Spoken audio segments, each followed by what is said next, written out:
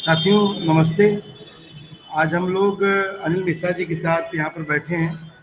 Anil Mishra ji socialist party से चुनाव लड़ रहे हैं और हम लोग विभिन्न सवालों को लेकर खास तौर पर अनिल जी एक लंबे समय से किसान राजनीति और तमाम मजदूरों की राजनीति से जुड़े हुए हैं और तमाम सवालों को लेकर संघर्ष करते हैं और लगातार किसान आंदोलन इस समय जो मौजूदा दौर पे चल रहा है उसमें भी इनकी सशक्त उपस्थिति है। तो हम लोग अनिल जी से इसमें हम स्वागत करते हैं अनिल जी आपका जो है आज की इस बातचीत में।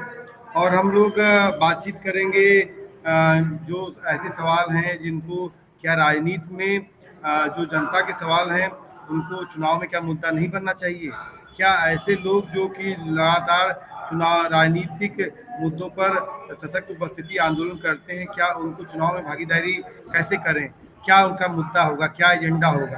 तो अनिल जी के साथ हम लोग बातचीत करते हैं कि वो किन मुद्दों पर किन सवालों को लेकर आगामी जो 2022 के चुनाव हैं उनको लेकर क्या तैयारी इनकी है, क्या सोच रहे हैं और किन सवालों को लेकर लगातार अनिल जी संघर्ष कर रहे हैं।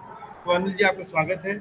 और हम लोग सबसे पहले हम जानना चाहेंगे यही कि जो आप इस जो सामाजिक राजनीतिक जीवन में आए हैं तो आपकी शुरुआत कैसे हुई?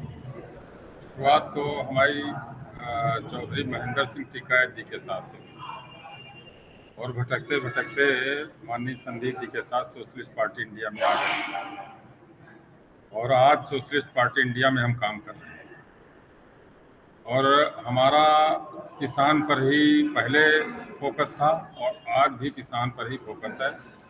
हम किसानों को लेकर ही काम कर रहे हैं और उसमें विशेष करके जो आवारा पशु हैं उनको लेकर के हम आंदोलन करते हैं। वो मुख्य पीड़ा है किसान की और एक ऐसा दर्द है कि उनकी जो खड़ी फसल जो क्रेडिट कार्ड के कर्ज को लेकर बोई गई है वो जानवर चल रहा है। ये एक दुखद बात है। इसी को लेकर के ये जो सरकार है ये सरकार उस पर सुनवाई भी नहीं कर रही है और उस पर बढ़िया उनका कार्यक्रम नहीं है। उनके गौशाले भी बढ़िया काम नहीं कर रहे हैं।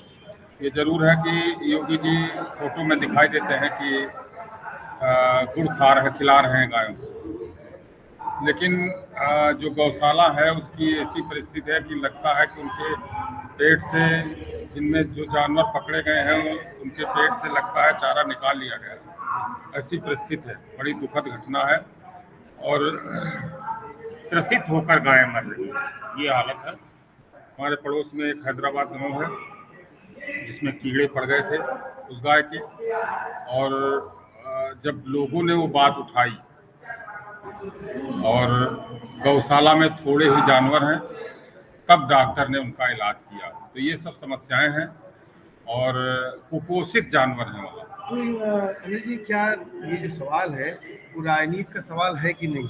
आज कोई इस सवाल को कोई उठा रहा है कि नहीं कि सिर्फ आप ही लगता है कि आप ही इसको उठा रहे हैं? बात सच है, इस मुद्दे को कोई पार्टी नहीं उठा रही है, लेकिन सोशलिस्ट पार्टी इंडिया माननीय संदीप जी के मार्गदर्शन में ये हम लोग उठा रहे हैं क्योंकि ये असली पीड़ा है किसान की और वो दर्द है कि उनकी खड़ी फसल जा रही है। और 3 जगह पर हम लोगों ने आंदोलन किए। एक उन्नाव में जिसमें हमें पुलिस ने एक दिन अरेस्ट रखा गया, उस आंदोलन को माननीय संदीप जी ने संभाला। और दूसरा हरदोई में जो बहुत बेहतर तरीके से हुआ और गौशाला वो जानवर ले जाए गए। और तीसरा बाराबंकी में, वहाँ की भी ऐसी स्थिति रही कि बहुत बढ़िया प्रशासन का सहयोग नहीं है। लगता है कि सरकार उस पर गाय को संरक्षण की बात तो करती है लेकिन उनको ले जा करके गौशाला ले जाने में असमर्थ है। लेकिन सरकार की तो पॉलिसी है, लेकिन जो विपक्ष है जो सरकार को घेरने की जिसकी जिम्मेदारी है, तो क्या उसकी वो क्यों नहीं ऐसे सवाल उठाता है? क्यों सोशलिस्ट पार्टी ही क्यों ऐसे सवाल उठाती है? क्या ये राजनीति का सवाल, किसान का सवाल क्यों नहीं बनता है? इसलिए कि जो चुनाव होते हैं वो पूंजीपतियों के माध्यम से होते हैं और किसान को आर्थिक विषमता में बांट दिया गया है। झूठे नारे लगा करके और शासन सत्ता हथियाई गई है, ये खेल खेला गया है। तो ऐसे हाल में हम लोग उनके बीच में काम कर रहे हैं। अभी बहुत मजबूती, चूंकि आर्थिक गड़बड़ी है इसलिए बहुत बड़ी मजबूती नहीं कर पाए हैं, लेकिन इतना जरूर है कि एक नींव बनी है और संघर्ष जारी है। ये अनिल जी जिस तरह से बता रहे हैं कि शासन सत्ता का जो पूरा दुरुपयोग किया जा रहा है और उसमें विपक्ष की भी पूरी भूमिका सवालों घेरे में, ऐसे में सोशल पार्टी द्वारा जो सवाल उठाया जा रहा है, तो ऐसे में एक सवाल बनता है क्योंकि आपका पुराना किसान आंदोलन से नाता रहा है, तो क्या जिस दौर में चौधरी महेंद्र सिंह टिकैत का दौर था या फिर आज का जो दौर चल रहा है, किसान आंदोलन का दौर चल रहा है, तो क्या उस समय क्या किसानों का सवाल राजनीति का सवाल बन पाता था या फिर ये संकट आज का ही संकट है? उस समय में आज के समय में अंतर है। ये जो आज की सरकार है ये हिंदू मुसलमान पर काम कर रही है और किसान पर काम नहीं कर रही है। तो किसान से मतलब ही नहीं है। उन्होंने तो बांट दिया है और बांट करके फूट डालकर हुकूमत ली गई है। आज भी उनकी वही चाल है और किसान का तो ये मतलब है कि उसमें कोई जाति ही नहीं है, एक ही जाति है जो किसान जाति है, उससे कोई मतलब नहीं। और हम लोग जो काम कर रहे हैं उसमें किसान पर ही काम कर रहे हैं, जिसमें जात का बंटवारा नहीं है। और ये पहले अंग्रेज भी करते थे देश के अंदर, फूट डालो राज करो।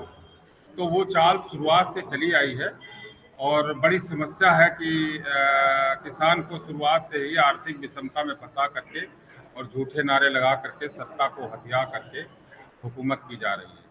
इस मुद्दे को लेकर के हम लोग चुनाव में जाना चाहते हैं। तो आपका विधानसभा क्षेत्र कौन सा है? बांगरमऊ है।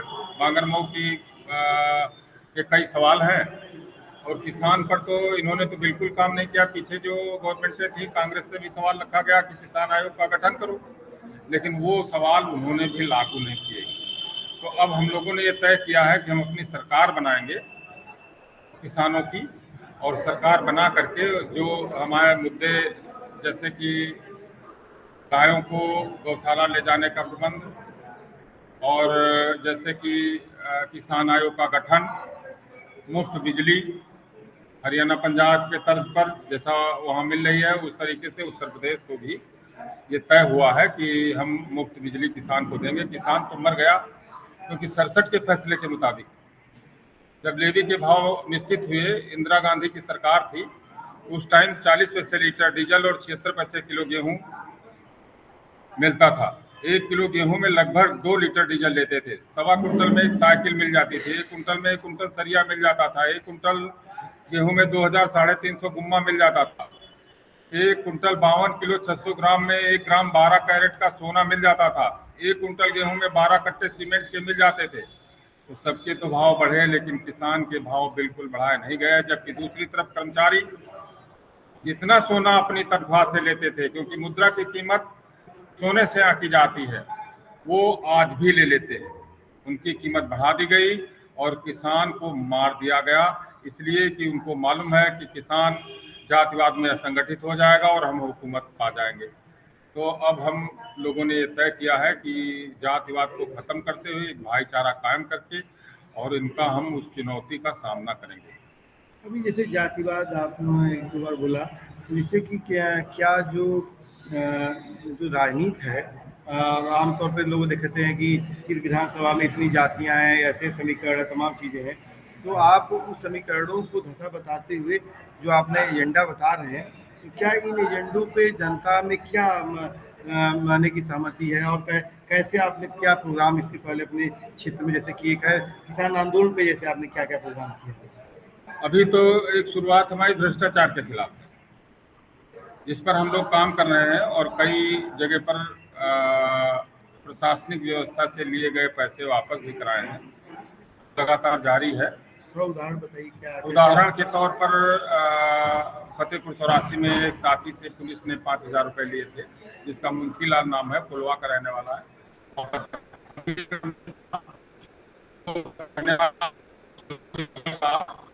गांव है, भूल रहा हूँ उस समय, कोयली खेड़ा, वहाँ भी अभी 1000 रुपए वापस कराए गए हैं।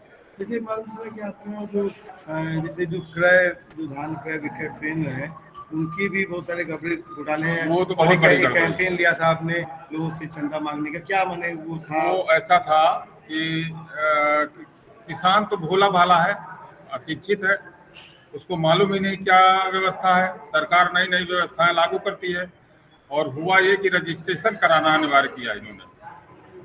अभी किसान तक वो बातें नहीं पहुंची, क्योंकि वो तो सीधे कर्मचारी मेल कर लेता है और कर्मचारी मेल करके सीधे पूंजीपतियों से खरीद कराता है। यूपी में किसान का खरीदा ही नहीं जाता। जब बहुत जो जागरूक किसान हैं उन लोगों ने जब ये काम किया, उसमें हमारे एक साथी थे भानु सिंह, उनके माध्यम से वो धान खरीदा गया। मकूर एक गांव है जहां पर मिल लगा था और सीधे नवाबगंज ब्लॉक के प्रभारी जो मार्केटिंग इंस्पेक्टर होते हैं उन्होंने सीधे मिलर को दे दिया। और जब मिलर को दे दिया तो उसमें और किसान थे, तो उन्होंने सोचा हम भी तौला दें। उनका रजिस्ट्रेशन नहीं था और रजिस्ट्रेशन न होने की वजह से उनका पेमेंट नहीं मिला। और जब पेमेंट रुक गया, ये धान का पीछे पीछे धान की खरीद का सवाल है, और 5 लाख कुछ हजार पैसा बाकी है, 5 लाख कुछ हजार रुपया बाकी है उन किसानों का, और वो अभी तक मिल नहीं पाया है, जिसमें हम लोगों ने ये तय किया। और वो जो जिले के अधिकारी होते हैं, यही विपणन अधिकारी, उनके चर्चा पर, और उन्होंने चिट्ठी भी लिखी, धरना किया गया 15 दिन, ये सब कुछ हुआ। और उसके बाद फिर ये तय हुआ कि, और उन्होंने बताया कि चूंकि हुआ ये कि प्रतिकूल प्रविष्टि एक असिस्टेंट को दे दी गई। ये किया गया, ये खेल प्रशासन द्वारा, जिला प्रशासन द्वारा खेला गया, और प्रतिकूल प्रविष्टि के बाद उन किसानों का पेमेंट नहीं हुआ और उन्होंने हाथ खड़े किए, जो विपणन अधिकारी होते हैं। तो जब उन्होंने हाथ खड़े किए तब ये तय हुआ कि पैसा चंदा मांग करके, ये सोशलिस्ट पार्टी इंडिया माननीय संदीप जी के मार्गदर्शन में ये बात तय हुई। हम लोगों ने मीटिंग की जिसमें 28,000 रुपये, 2,800 रुपये, सॉरी 2,800 रुपये एक दिन में हम लोगों ने इकट्ठे किए थे मांग करके। और अभी आगे फिर उसको तैयारी है कि पैसा मांग करके उन किसानों को देंगे। समस्या ये है कि भारत का किसान कर्ज में ही पैदा होता है, कर्ज में ही पलता है और कर्ज ही उत्तराधिकार के रूप में छोड़ जाता है। नाजुक हालत है, उनकी फांसी लगाने वाली हालत है। गवर्नमेंट ध्यान नहीं दे रही। गवर्नमेंट तो चाहती है और उनके लोग चाहते हैं। ये सरकार दावा तो करती है कि भ्रष्टाचार मुक्त देंगे हम, लेकिन भ्रष्टाचार मुक्त न करके आज भी पूरे तौर पर चोरी है। ये जरूर है कि जब हम लोग कार्रवाई करते हैं तो उस पर थोड़ा सा सहयोग मिल जाता है, जिस पर कार्रवाई होने पर पैसा वापस मिलता है संघर्ष के बाद। तो इस पे अधिकारियों पे कोई असर पड़ता है? कुछ लोग सस्पेंड किए गए, जिस फतेहपुर 84 थाने में जिससे पैसे वापस कराए थे, एक दरोगा था, तो उसको फिर सस्पेंड किया गया। उसने धमकी दी, सारे प्रयास किए, घर दौड़ा गया, सब कुछ हुआ, लेकिन तब सपा की गवर्नमेंट थी, इनकी सरकार नहीं थी। इनकी सरकार में सस्पेंड तो नहीं किए गए, लेकिन इतना जरूर है कि मुकदमा नहीं लिखा है। एक मारा गया था कोयले खेड़ा का, रमेश की बेटी थी, उसका अंगूठा गया और नाखून चला गया और उसी से घूस ली गई 1,000 रुपये। अच्छा, तो ये बताइए कि जैसे और आपके जो संघर्ष के जीवन में रहा है, कि किसान आंदोलन में जैसे आपके कोई ऐसी महत्वपूर्ण घटना, कोई बड़ा आंदोलन जो आप बड़े किसी आंदोलन के पार्ट रहे हो, जो याद आता हो आपको? हुआ ये कि जब टिकैत जी के साथ वापस आए और मुजफ्फरनगर की अदालत जाम के बाद आए, जज भाग गए, तो मुझे एहसास हुआ कि जनता के फैसले से दुनिया का परिवर्तन किया जा सकता है।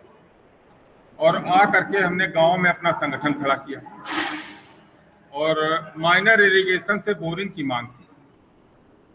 तो चूंकि दलाल सिस्टम है पूरे देश के ऊपर, तो हमारी बात मानने को तैयार नहीं थे। तो 25 लोग थे, हम लोगों ने ये तय किया कि भाई, और ये विश्वास हुआ कि जब जनता की इतनी बड़ी ताकत है तो हम मिलकर के अपनी बात तय करके रखेंगे। और हुआ ये कि खंड विकास अधिकारी मियाँगंज को हम लोगों ने ताला पहले से मंगवा लिए थे और उनको गिरफ्तार कर लिया। लोगों ने ये सोचा कि अब ये मारे जाएंगे, तो बहुत अच्छा मौका मिला। और जो प्रमुख था वो 1.5 बीघे का काश्तकार था, उसके बाप दादे मजदूरी करते थे। आज उसकी ये हालत है कि आज यहाँ आपके लखनऊ में भी राजा जीपुरम में बढ़िया बंगला बना है और 25-25 लाख की कारें हैं और ये सब सीधे डकैती का धन है। गांव से लेकर दिल्ली तक लूट की गई। तमाम लोगों पर मुकदमे हैं, लेकिन जो ग्राम पंचायत के लोग हैं उन पर अभी वो कार्रवाई नहीं हो पाई है और ऐसी लड़ाई भी नहीं हो पाई है। आज भी ये परिस्थिति है, मजदूर और किसान दोनों लूटे जा रहे हैं। मजदूर की ये हालत है।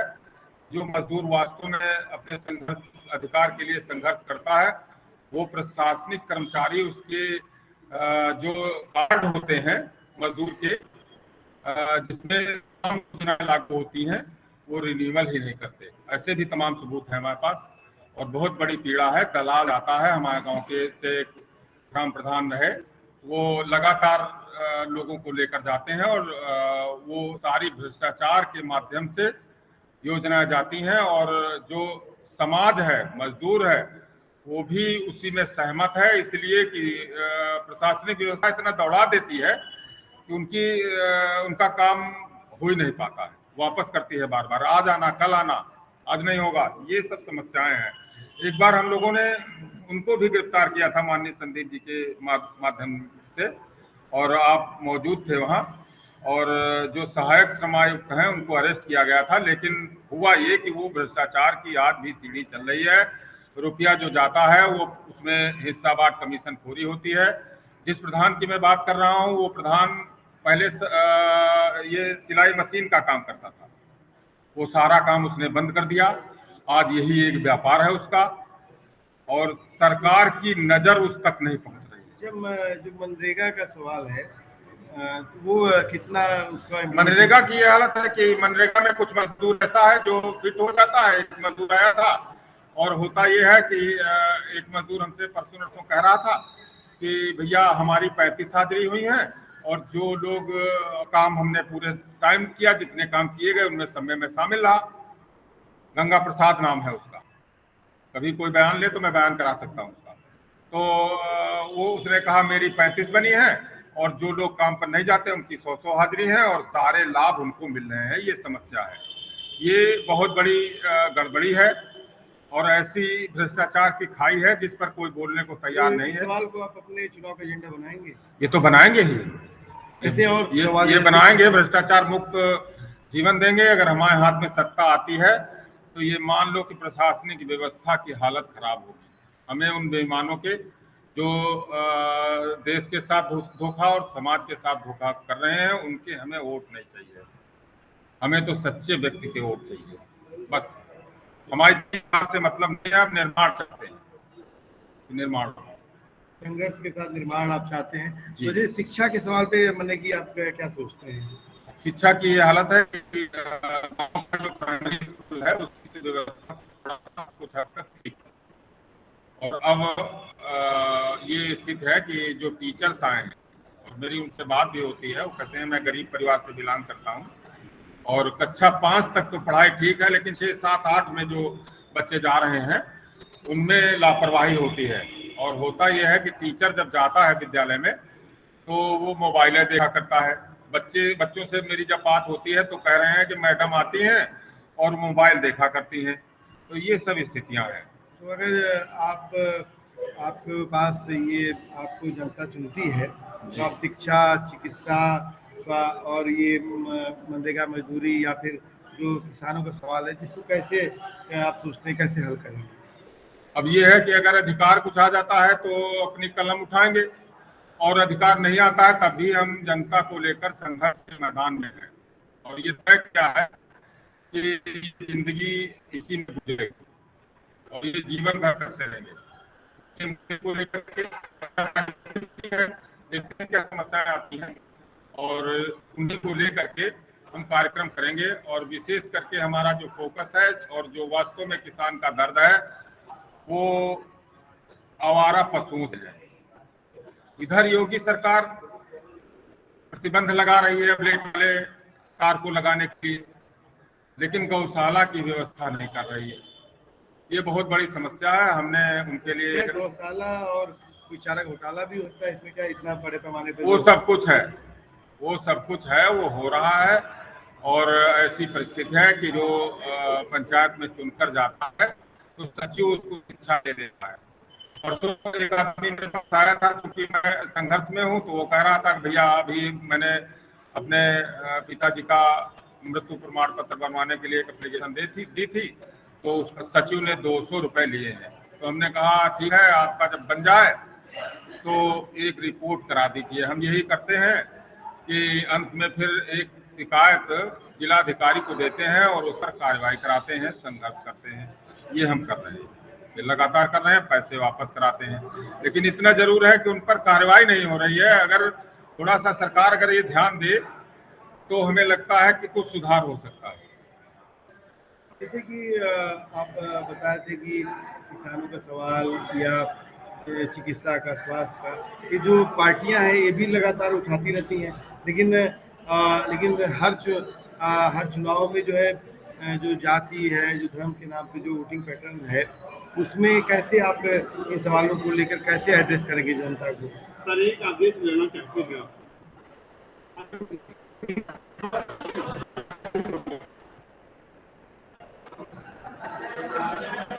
भाई, हमारे देश को पहले जातिवाद में बांटा गया, फिर भ्रष्टाचार की खेती की गई, ये सियासतबाजों ने किया। और इसके बाद जब उनका पेट नहीं भरा तो उन्होंने धर्म की आग लगा दी है, और जिससे हिंदुस्तान जल रहा है। हम कोशिश करेंगे कि वो भाईचारा कायम हो। आज भी वो आग लगाई जा रही है, और वो आग शुरुआत में ही जब आजादी मिली थी उसी टाइम लगा दी गई। इससे लगातार आज जलता आया। आज भी आप देख रहे हैं कि क्या स्थिति है, और फिर सत्ता हथियाने की चाल है। तो उसको लेकर हमारी तैयारी है कि हम वो दीप जिसको महात्मा गांधी ने अपने खून से सींच करके जलाया है, उस दीप को हम बुझने नहीं देंगे। और ये जो चुनाव है, तो इसमें आपके प्रमुख एजेंडे क्या क्या होंगे? इन एजेंडों को लेकर आप जनता के बीच में जा रहे हैं, ऐसे ही जो आपको लगते हैं हाँ, कि जो होने चाहिए एजेंडे चुनाव के? नहीं, वो मैं निकाल रहा हूँ, अभी बता रहा हूँ। मेरा एक पर्चा छप गया है और जिसमें मेरे सारे मुद्दे आ गए हैं। उसमें पहला मुद्दा तो ये है कि गायों को हम गौशाला में ले जाएंगे, उसका प्रबंध कराएंगे और गौशाला में सुरक्षित करेंगे।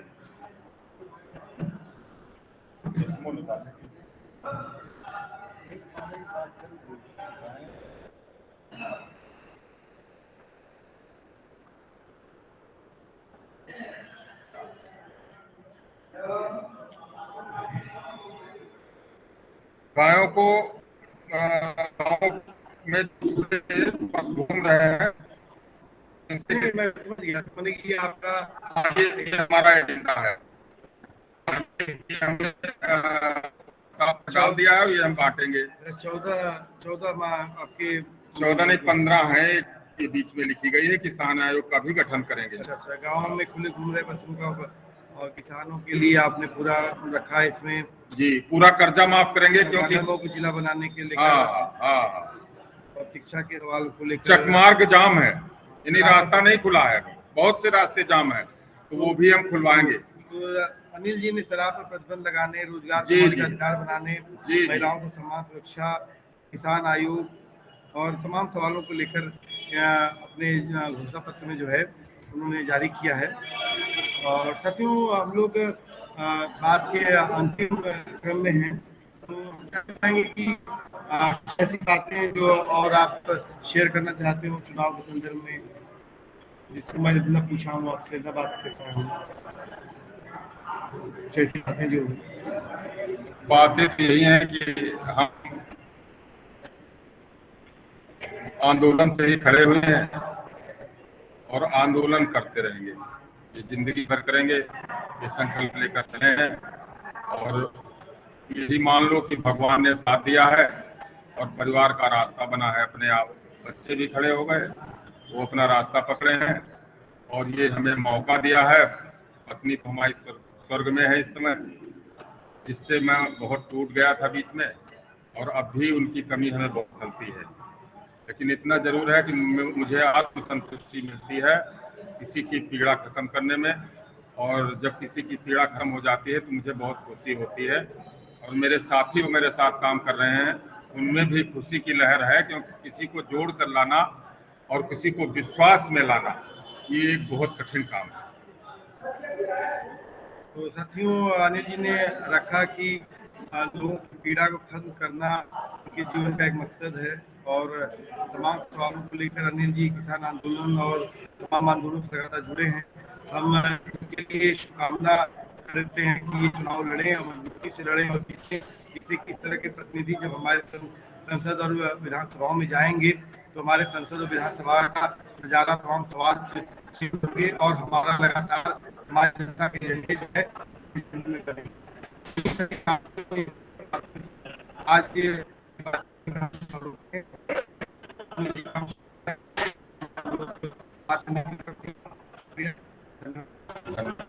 बहुत बहुत धन्यवाद।